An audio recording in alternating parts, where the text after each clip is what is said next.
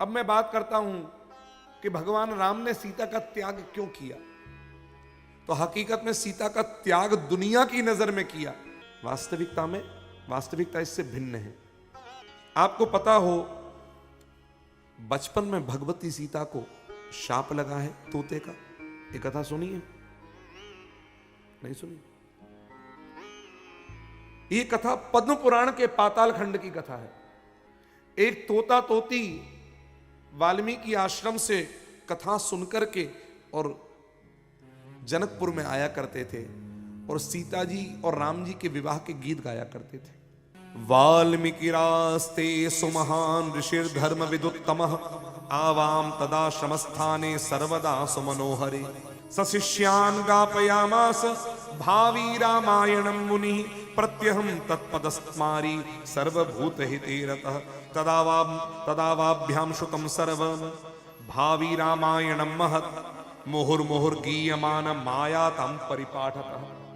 वहां आकर के अब भावी रामायण का मतलब आपको यह पता हो कि वाल्मीकि जी ने पहले ही रामायण लिख दी है।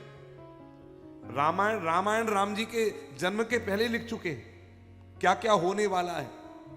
तो जो होने वाला है पहले लिख। अच्छा एक बात बताओ, कोई मूवी बनती है, डायरेक्टर पहले से स्क्रिप्ट, एक फिल्म मेकर होता है, स्क्रिप्ट तैयार होती है नहीं होती है, उसके अकॉर्डिंग एक्टर को एक्टिंग करना होता है। Valmiki ji is a director of that Ramayana movie और राम जी है उसमें एक्टर, मेन एक्टर। पहले ही सब कुछ लिख दिया। तो जब पहले लिख दिया तो आश्रम में उसका पाठ होता था, तोता तोती सुनते थे, उड़ करके आ जाते थे और जानकी जी के सामने उस गीत को गाते थे। जानकी सुनकर गदगद हो जाती थी। जानकी ने अपनी सहेली से कहा, सखी से, कि इनको पिंजरे में बंद कर लो, मैं रोज गीत सुनूंगी। नहीं, आज चले गए फिर कब आएंगे, मैं इंतजार करती रहती हूं। तोता तोती को पिंजरे में बंद किया। तोती गर्भिणी थी और तोते ने पिंजरे को कैसे भी काटा और निकल के गया। प्रार्थना करने पर भी इनको छोड़ा नहीं और तोती गर्भिणी थी, बहुत प्रयास किया लेकिन पिंजरे से निकल ना पाई और तोती के प्राण निकल गए। जब तोते ने देखा तो बहुत रोया और रो करके मादा पक्षिणी ने भी मरते मरते शाप दिया, जैसे तुमने मेरे पति से मुझे दूर करके विरह की पीड़ा दी है, वैसे ही गर्भावस्था में तुम्हें भी अपने पति से वियोग होगा और तुम्हें भी वही पीड़ा का अनुभव होगा। ये तोती का शाप था।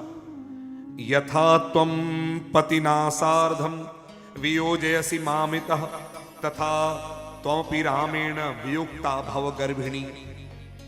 पद्म पुराण पाताल खंड 57/58 ये शाप लगा। और तोता जब आया तो तोते ने भी शाप दिया, मरते मरते तोते ने शाप दिया और वही तोता जो है मर करके धोबी बना। उसी धोबी ने भगवती जानकी पर कलंक लगाया। इस शाप के बारे में जानकी जी को मालूम था, शाप लगा है। इसी शाप के बारे में जनक जी की पत्नी को और राम जी को सबको मालूम था, इन चारों। जिस समय पर कलंक लगा था और रूमर उड़ रहा था हर जगह पर, तब जानकी जी ने ही, आपको बताऊं, राम जी ने स्वयं नहीं भेजा है, जानकी जी ने ही राम जी से कहा कि मुझे बुरे बुरे स्वप्न आए हैं, मैं वाल्मीकि आश्रम जाना चाहती हूं। राम जी को तो भेजना था, शाप को सही करना था, और सीता जी को भी जाना था, शाप को सही करना था। लेकिन राम जी एक राजा हैं, वो धर्म निभाना था, तो एक पति का धर्म नहीं निभाना था, निभाया। राम जी ने पति का धर्म भी निभाया। क्या निभाया? जानकी जी के जाने से पहले ही जनक जी से कह करके वाल्मीकि आश्रम में जानकी की पूरी व्यवस्था कर दी थी।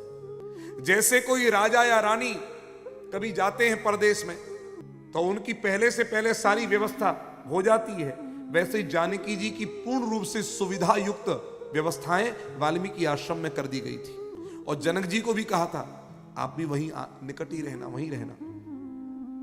ठीक, दुनिया की नजर में क्या था?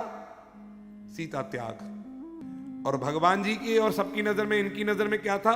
शाप को घटित करना। इस रूप में घटित कर देना। ठीक, इसका प्रमाण कहां है?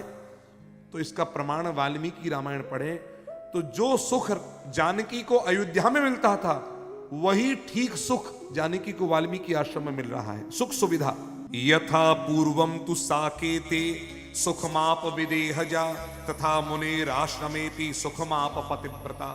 मुनि के आश्रम में, वाल्मीकि के आश्रम में वही सुख जानकी ने प्राप्त किया है। अब सुनिए मेरी बात, ये प्रसंग, अब प्रश्न आएगा फिर जानकी जी रोती क्यों थी, जो हमने रामायण में देखा। इसका भी उत्तर सुन लीजिए। इसका उत्तर यह है, दुनिया की नजर में क्या है, एक राजा ने धर्म निभाते हुए अपनी पत्नी का त्याग कर दिया।